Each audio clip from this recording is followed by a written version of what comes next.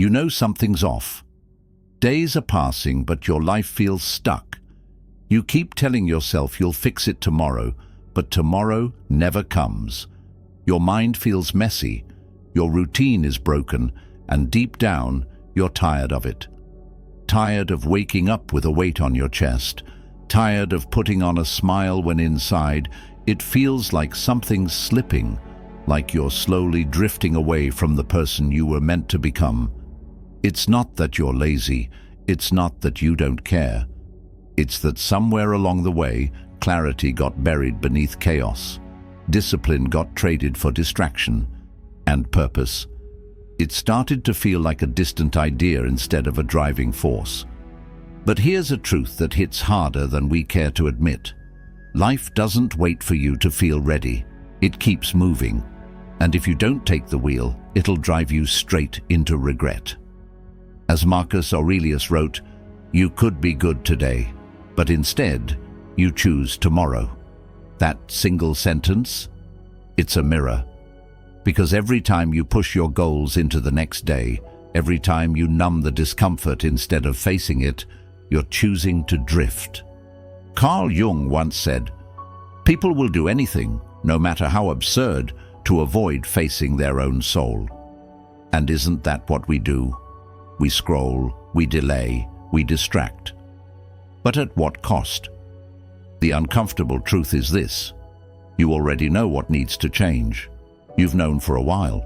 What you need now isn't more advice. It's a reason to act, to realign, to take your power back, one choice at a time. And if that's what you're looking for, clarity, strength, direction, then you're in the right place. Because today isn't about motivation. It's about ownership, about reclaiming your time, your mind, your mission. If what we're building here speaks to you, there's one simple free favor you can do. Just hit that subscribe button. It lets us know we're walking this path together. And trust me, we've got a lot more coming that you won't want to miss. Let's get into it. Clarity is your superpower. You ever feel like you're running, but you're not going anywhere? Like you're putting in effort, doing things, checking boxes, but somehow your life still feels off? That's not laziness. That's not lack of potential. That's a signal, a red flag that your energy is leaking into a dozen directions without purpose. And here's the truth: you can't hit a target you haven't defined. Most people aren't stuck because they're incapable. They're stuck because they've never really asked themselves what they're aiming for. Not in some vague, half-hearted way, but with brutal honesty. Clarity isn't just a nice bonus. It's the foundation. Without it, life turns into a blurry loop of reaction. Wake up, scroll, work, repeat. You move, but you don't progress. And the worst part? You start to feel like it's your fault. Like you're broken. But you're not. You're just misaligned. Marcus Aurelius once said, "If you don't have a consistent goal in life, you can't live it in a consistent way." And that hits hard, because that's exactly what most people are missing. A direction, a why, a point on the map. So let's strip this down. Forget what you've been told you should want. Clear the noise. What do you want? Like, truly. If nothing was off limits, no one to please, no judgment, what would make this life feel real to you? Clarity begins when you stop living by default and start living by design. And it doesn't require some 10-year plan. Start small. What excites you? What makes time disappear when you do it? What's the thing that, if you focused on it every day, would make your life feel less like survival and more like purpose? Plato believed that the unexamined life is not worth living. He wasn't being dramatic. He was pointing to something deeper. When you don't ask the hard questions, when you don't pause to define your own values, your own aims, you end up chasing someone else's. The car, the job, the lifestyle that looks shiny on the outside but feels hollow when you get it. That's how people end up successful on paper, but anxious and unfulfilled behind closed doors. Clarity is about subtraction, not addition. It's removing what doesn't align so you can see what does. Carl Jung once observed that people don't see God because they don't look low enough, meaning we often overlook the obvious. We search for clarity in the big, flashy answers when it's actually hiding in the quiet things we ignore. That discomfort you feel when you're around certain people. Clarity, that recurring dream you've had since you were a kid. Clarity, that sense of dread on Sunday night. That is also clarity, and once you start seeing it, your brain shifts. What used to feel overwhelming starts to organize itself. Your decisions get cleaner, your standards get higher, and suddenly the things you used to tolerate, chaos, uncertainty, distraction, don't sit right anymore. You start moving different, you speak with more weight, you walk into rooms with a sense of direction that people can feel even before you open your mouth. Socrates taught through questions, and for good reason. Questions ignite clarity. So here are a few. What are you pretending not to know? What are you tolerating that's actually draining you? And if nothing changes, where does that road take you in 5 years? These aren't easy questions, but they're necessary. Because clarity isn't about knowing every step. It's about choosing one true direction and giving yourself permission to follow it. Even Nietzsche, who was no stranger to inner chaos, believed that he who has a why to live can bear almost any how. That's the power of clarity. It gives your pain a purpose. It gives your struggle context. It doesn't remove the challenges, but it reminds you why you're facing them in the first place. So if you're feeling lost, don't panic. Don't self-destruct. Just pause, breathe, and start asking better questions. Define your North Star. Write it down, say it out loud, adjust it as you grow, but don't leave it blank. Because drifting might feel safe in the short term, but in the long run, it costs you everything. And here's the good news. Clarity isn't reserved for the lucky or the gifted. It's built, it's chosen, and once you have it, it changes how you move through the world. You stop chasing and you start creating. You stop settling and you start building.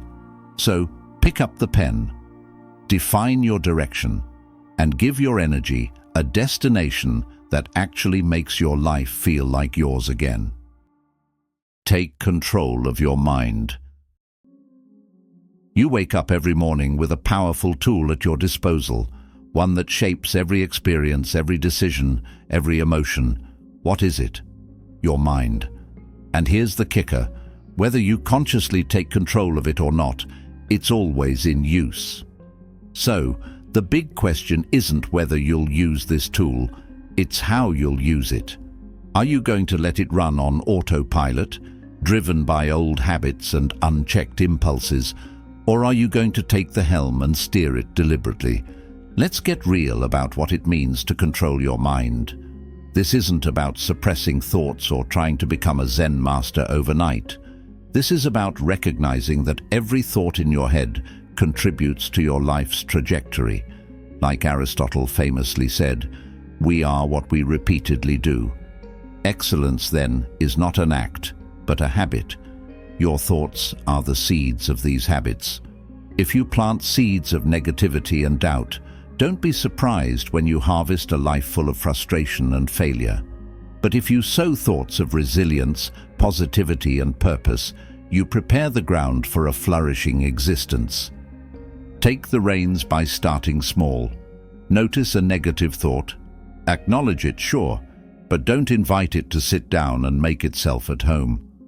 Carl Jung once highlighted the power of our shadow selves, but he also taught us that we have the power to confront and understand these darker aspects, integrating them into our growth, rather than letting them drive our decisions unconsciously. So when fear whispers that you're going to fail, respond with a wisdom that is uniquely yours. Every failure is just another step towards success. I learn, therefore I grow. Control extends beyond combating negativity. It's about crafting a narrative in your mind that aligns with your aspirations. Socrates urged us to know ourselves, and part of that knowing is crafting our internal dialogue to support our true desires and values. If your internal dialogue matches what you truly want from life, you're not just thinking, you're manifesting. And let's talk about those moments when controlling your mind seems impossible, when stress, anxiety, or fear feel overwhelming. This is where Nietzsche steps in with his idea of amor fati, the love of one's fate. Embrace every thought, every emotion as necessary parts of your journey. By accepting these elements, not as enemies but as guides, you learn more about yourself and how to achieve mastery over your impulses. But how do you make this practical? Start by setting aside time each day for reflection. Reflect on your thoughts, your reactions. Are they serving you? Are they leading you towards the life you want? Or are they holdovers from old fears and failures?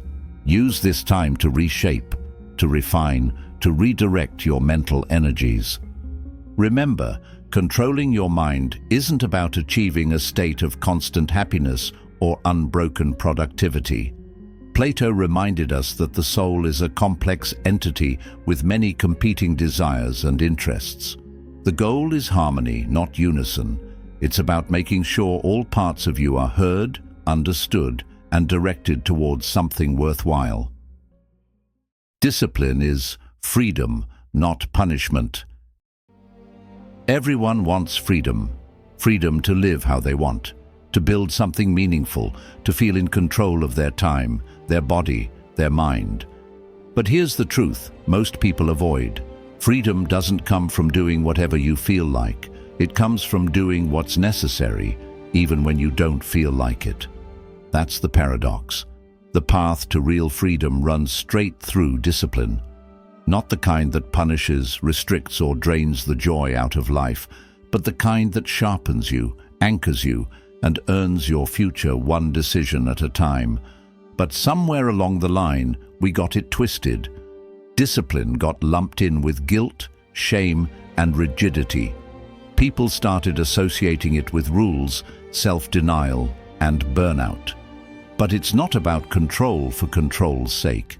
It's about choosing long-term alignment over short-term relief. As Epictetus said, "No man is free who is not master of himself." That kind of mastery isn't about white-knuckling through life. It's about training your impulses to serve your purpose instead of letting them run the show. Think about it. Every time you delay what matters for what's easy, you're casting a vote for the version of you who stays stuck. But every time you show up anyway, especially when it's hard, you're building something deeper than results. You're building identity. You're telling yourself, "I'm the kind of person who follows through." And over time, that voice becomes louder than excuses. That belief becomes stronger than resistance. Aristotle wasn't wrong when he said, "Through discipline comes freedom." He understood that excellence wasn't a fluke. It was a habit, born from repeated effort and intention. That's what discipline gives you. It takes the guesswork out of progress. You don't have to wait for inspiration to strike or for the stars to align. You just do the work, day in, day out. And the beauty is, the more you do it, the easier it becomes.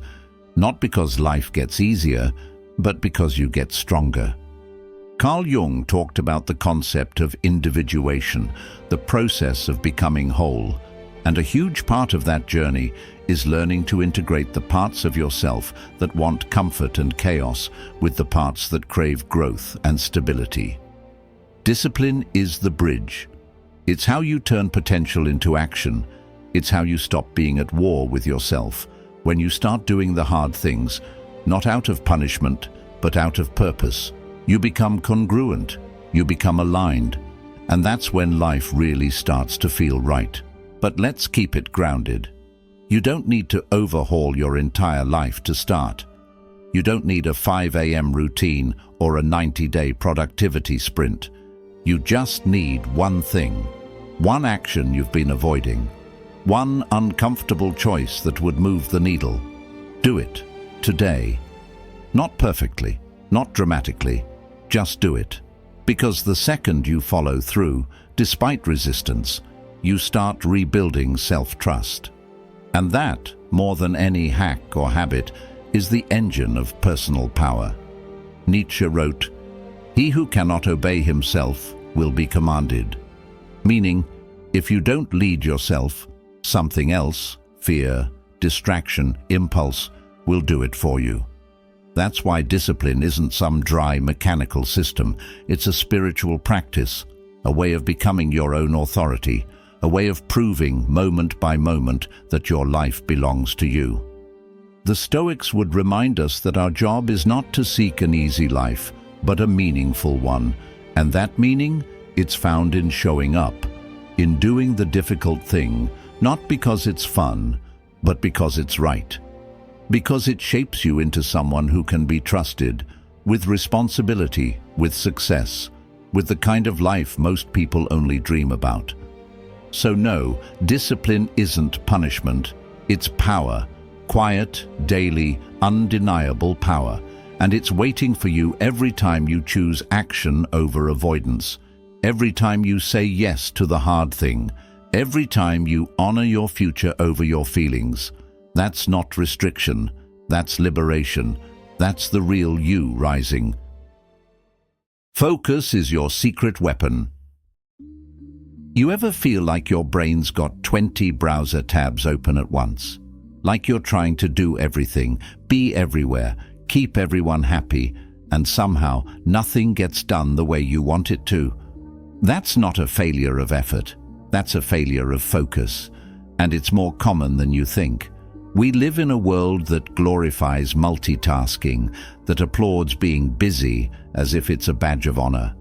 But busyness without focus, it's just noise, movement without direction, effort without impact. Focus, on the other hand, is quiet. It doesn't yell for attention, it just produces results. It's the difference between heat and fire. A scattered beam warms, a concentrated beam burns through steel. When you decide to concentrate your attention, really lock in on one goal, one project, one direction, you're no longer just working, you're building. You're cutting through the clutter and saying, "This is what matters right now." The Stoics understood this well. Marcus Aurelius wrote, "If you are distressed by anything external, the pain is not due to the thing itself, but to your estimate of it. And this you have the power to revoke at any moment." Focus is exactly that power. It's the ability to tune out what doesn't matter and zero in on what does. And not just for 5 minutes before another notification hits, but for long enough to actually make progress. Let's be real, it's hard, especially now when every app, every ping, every scroll is fighting for a slice of your attention. That's why focus isn't just a skill, it's a rebellion. It's saying, "No, I won't be pulled in every direction. I choose where my energy goes." And that choice, that's where freedom lives. Because when you protect your attention, you start to own your life. Carl Jung once noted that your vision will become clear only when you can look into your own heart. Who looks outside dreams, who looks inside awakes. That awakening happens through focus, through the conscious act of turning inward, figuring out what truly matters to you, and then giving it your full, undivided attention. Now here's where most people trip. They try to do everything all at once. But true mastery doesn't come from dabbling, it comes from depth. Aristotle put it plainly, the energy of the mind is the essence of life. So where that energy goes, that's where your life follows. If you want clarity, success, peace, whatever it is, it's going to require you to choose, to say yes to one thing and no to 100 others, not because they're bad, but because they're not the one thing that moves you forward. This kind of focus builds momentum. It's like training a muscle. At first, your mind resists. It wants to jump around, check your phone, scroll, avoid. But the more you train it, the stronger it gets. You stop flinching at boredom. You stop chasing stimulation. You start chasing purpose. Socrates believed that the secret of change is to focus all of your energy not on fighting the old, but on building the new. That's the magic of focus. It's not about fixing everything. It's about building something better by consistently pointing your energy in the same direction until the results start to speak for themselves. And let's not forget what Nietzsche added to the conversation. One must still have chaos in oneself to be able to give birth to a dancing star. That chaos, that wild creative energy, it's not the enemy. But if you want to turn it into something brilliant, something lasting, it needs direction. And direction only comes through focus. So, here's your challenge. What's the one thing that deserves your full attention right now? What's the one project, habit, goal, or dream that if you committed to it fully would change the trajectory of your life? Pick it, name it, and then build your day around it. Protect your time like it's sacred. Set boundaries like your peace depends on it, because it does. You don't need to be everywhere. You just need to be fully here. One goal, one task, one clear direction, and if you stay with it, if you pour your energy into that one thing, it will pour back into you, not all at once, but over time it will compound. That's how deep work works. That's how mastery is built. That's how focused energy turns potential into progress. So stop trying to do everything. Do the right thing. Do it deeply. Do it with presence. Focus is not just your secret weapon. It's your way out of chaos and into something extraordinary. Persistence is the bridge to everything. There's this moment, quiet, invisible, but powerful, when life hits you harder than you expected. You planned, you prepared, you even hyped yourself up with all the right intentions. And still, things don't go your way. Maybe the opportunity slips through your fingers. Maybe people let you down. Maybe you let yourself down. And in that moment, most people start to question everything. Was I ever capable? Was this even meant for me? But here's the truth most people miss. It's not the setback that defines your story. It's whether or not you decide to keep showing up. Persistence isn't loud. It's not flashy. No one claps for you when you do the hard thing quietly for the 100th time. But that's where real strength lives, in the repetition, in the refusal to stay down, in the quiet decision to try again, even when you're tired, even when you're discouraged, even when no one's watching. As Marcus Aurelius wrote, you have power over your mind, not outside events. Realize this, and you will find strength. When you stop outsourcing your strength to circumstances and start cultivating it within, persistence becomes your power. And here's the beautiful irony. Most of the people you admire, the ones who seem to have it all figured out, they didn't get there because life was smooth. They got there because they were willing to fail, adapt, and move forward anyway. Carl Jung believed that, I am not what happened to me, I am what I choose to become. That choice, to rise again after being knocked down, is the heartbeat of persistence.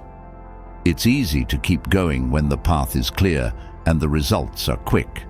But that's not where growth happens. Growth happens when progress slows, when doubt creeps in, when no one else believes in your vision but you. That's where most people turn around. But that's also where something magical can happen, if you stay, if you push through, if you stop waiting to feel ready and just commit to the process. Plato once said, courage is knowing what not to fear, and persistence is just courage on repeat. It's choosing not to fear slow progress.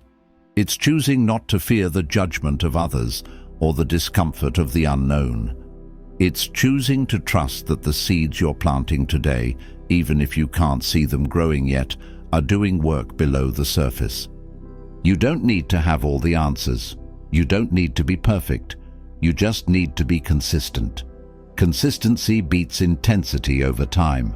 One brick at a time builds a foundation. One rep, one conversation, one uncomfortable step forward. Every small act stacks. Every time you choose discipline over doubt, effort over excuses, you're reinforcing the mindset of someone who refuses to stay average. Socrates, known for his method of constant questioning, believed that an unexamined life is not worth living. But persistence is what gives us the chance to examine life through action, not just thought. To live fully by continuing forward, adjusting, evolving. Not just thinking about change, but doing the work day after day, especially when it's hard. And Nietzsche, he put it bluntly, "He who has a why to live can bear almost any how." When your purpose is clear, you can withstand the chaos, the waiting, the rejection. Persistence doesn't mean never falling. It means knowing exactly why you'll stand up one more time than you fall. Gratitude rewires everything. You ever notice how easy it is to spot what's wrong? How your mind naturally zooms in on the mistake, the delay, the thing that didn't go as planned? It's like we're wired to hunt for problems. Scroll long enough, and you'll start believing the whole world is falling apart. But here's the catch. Your brain's not broken. It's just trying to protect you. It's built to detect threats. What it's not built to do automatically is appreciate what's working. That takes effort, awareness, practice. But when you train it, that's when everything begins to shift. Gratitude isn't just a feel-good emotion, it's a weapon, one that can cut through negativity, anxiety, even burnout. Marcus Aurelius once wrote, "Very little is needed to make a happy life. It is all within yourself, in your way of thinking." And that's the whole point. Gratitude rewires how you interpret your life. It doesn't erase your struggles. It reframes them. It changes the lens through which you see the exact same situation. Carl Jung understood this dynamic deeply.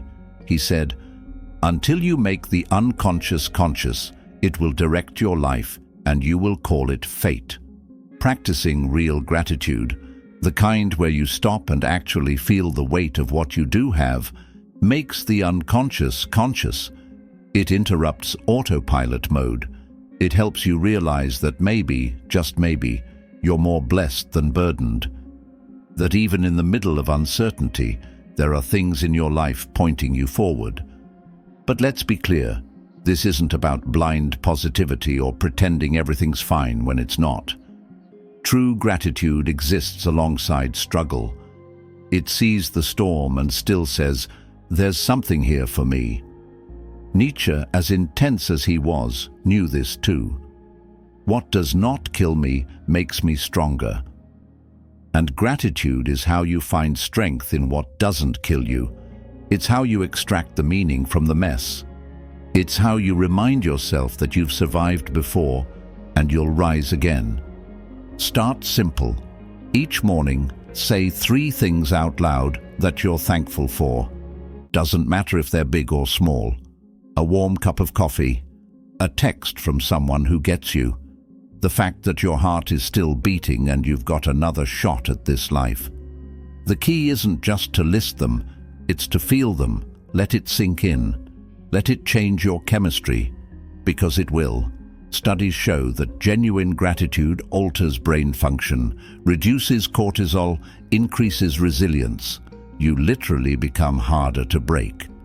Plato once said, "A grateful mind is a great mind, which eventually attracts to itself great things." That's not just philosophy, it's momentum. What you focus on expands. If all you see is what's lacking, your world becomes scarcity. But if you train your mind to notice what's present, what's possible, what's good, you begin to experience abundance even before anything external changes. Socrates believed that contentment was natural wealth. That's what gratitude offers, not more stuff, but more satisfaction with what already is. And from that place of contentment, you make better decisions. You feel clearer. You speak with more presence. You show up with a different energy, one that attracts opportunity, one that magnetizes peace, one that doesn't need to grasp or hustle just to feel okay. And here's the wild part. The more grateful you are, the more reasons you find to stay grateful. It compounds. It changes how you talk to people, how you respond to setbacks, how you treat yourself. It takes you out of survival mode and into creation mode, because when you realize how much you already have, you stop wasting energy on proving your worth. You already know it. So the next time life feels heavy, start small. Close your eyes, take a breath, find one thing, just one, that's still working. Let it remind you that not everything is broken. Let it remind you that you're still here. And being here? That's something. That's everything. Gratitude won't solve all your problems, but it will change the way you carry them. And sometimes that's the shift that changes it all. Action is the answer. Always. You ever catch yourself stuck in your own head? Replaying ideas, possibilities, doubts, like a mental carousel that never stops spinning. You plan, you journal, you visualize, and still nothing moves. That's not laziness. That's the trap of overthinking. It feels like you're being productive, like you're making progress by thinking through every angle. But let's call it what it is. Hesitation dressed up as preparation. And the longer you stay there, the wider the gap grows between the life you dream about and the life you're actually living. The truth? Action is the only thing that breaks the cycle. You don't need another self-help video, another perfect moment, or one more motivational podcast before you begin. You need movement, not massive leaps, not a total reinvention overnight, just motion, one step, one uncomfortable call, one task you've been avoiding. Because as the Stoics taught, philosophy isn't about talk, it's about living. Marcus Aurelius said, "Waste no more time arguing what a good man should be one." That's not a suggestion, it's a wake-up call. Enough thinking, enough waiting. Be the thing you say you want to be. Clarity doesn't come before the action, it comes because of it. That's where most people get it wrong. They sit still, hoping the perfect path will reveal itself in a flash of insight. But the mind works differently. Carl Jung noted, "You are what you do, not what you say you'll do." Identity isn't built in your head. It's built through the actions you take consistently. The path unfolds only after you start walking. So why don't we move? Fear of failure, fear of judgment, fear of getting it wrong. But what if failure wasn't a dead end, but a doorway? Nietzsche wrote, "No one can construct for you the bridge upon which precisely you must cross the stream of life." That bridge, it's made from your own actions. No one else can build it for you. No blueprint exists that fits everyone. Your bridge is personal, and you build it with your steps, not your thoughts. Even Aristotle understood this when he said, "We learn by doing." Action is how we gain knowledge, not the other way around. You don't wait until you're wise enough to act. You act your way into wisdom. You learn on the job, in real time, through messy attempts, awkward starts, and imperfect efforts. Because that's where growth hides, not in the planning, but in the execution. Let's be real. Inaction is seductive. It gives you the illusion of safety, but safety without motion is stagnation, and stagnation breeds frustration. You weren't meant to live in standby mode. You were built for movement, for momentum, and that momentum? It starts small, micro shifts, tiny wins, that uncomfortable email, that workout you skipped yesterday, that project you keep putting off. Every action is a vote for your future self. Every movement pulls you closer to the version of you that actually does what they say they're about. Socrates believed that the key to a meaningful life was not just in asking deep questions, but in living the answers. You don't need to have everything figured out to begin. You just need to decide that later isn't a strategy anymore, that waiting for perfect is just a fancy way to stay stuck. The gap between where you are and where you want to be, it's not filled with more thinking. It's filled with actions you haven't taken yet. So ask yourself, what's one thing I can do right now that brings me closer to who I want to become? Not a big thing, not a life-altering decision, just something small and immediate. Something that proves to your brain, we don't just talk about change here, we build it. One uncomfortable, imperfect, courageous action at a time. Don't overcomplicate it. Just start. Because when you move, your doubts get quieter. Your confidence grows. The world begins to respond, and you realize that everything you were waiting for, it was actually waiting for you. You become who you train yourself to be. Ever notice how the smallest things seem to shape your entire day? You hit snooze once, then twice, and suddenly the whole morning feels rushed. You say, I'll just check my phone real quick, and before you know it, 45 minutes are gone. It's not that your life gets thrown off by huge, dramatic events. It's the little choices, made over and over again, that build the life you wake up to. Whether you realize it or not, every action you take is casting a vote, not for what you want, but for who you're becoming. And that's not just philosophy, that's practical, measurable truth. You're not sculpted in big breakthroughs, you're built in the quiet, repetitive, unglamorous routines you follow when no one's watching. Carl Jung said, "You are what you do, not what you say you'll do." That one hits hard, doesn't it? Because we all love to talk about what we're going to do, what kind of person we want to be. But the mirror doesn't lie. It reflects your patterns, not your intentions. So ask yourself honestly, what are you training for right now? And I don't mean in the gym, I mean in your mind, in your habits, in the way you treat people and speak to yourself. Every decision is practice. Every routine is reinforcement. You can't keep voting for chaos and expect peace. You can't keep feeding distractions and hope to grow discipline. Your future self isn't just some vague vision. It's being carved in real time by what you do today. Aristotle once said, "We are what we repeatedly do." Excellence, then, is not an act, but a habit. That line, it doesn't care about motivation. It doesn't care how inspired you feel. It's about consistency. Doing the right thing, especially when you don't feel like it, is how identity forms. You don't become a writer by waiting for inspiration. You become one by writing. You don't become fit by buying the gear. You become fit by showing up and sweating. Simple, not easy, but always true. The Stoics understood this intimately. They didn't believe in waiting around for motivation or fate to bless them with transformation. They believed in self-discipline, in choosing what was hard, because it made you strong. As Seneca said, it is not that we have a short time to live, but that we waste much of it. And how do we waste it? By letting our habits drift, by assuming we can get to it later, by training ourselves to settle into patterns that take us further from who we say we want to be.